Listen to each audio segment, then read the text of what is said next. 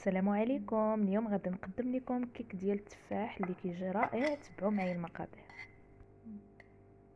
كنحتاجوا الكاس وثلث الكاس ديال السنيده، العبار بكاس د العنبه، كاس ديال الزيت وثلث الكاس، يعني ماشي الربع، قل من الربع. كنحتاجوا جوج دانونات مسوسين،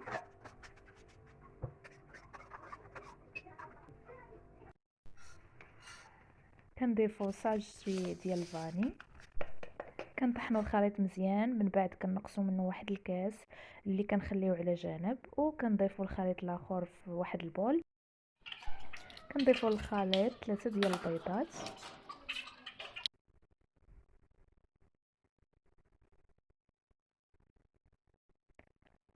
معلقه ديال الخل، واحد القبيصه ديال الملحه، وغادي نحركوا الخليط ديالنا مزيان مزيان.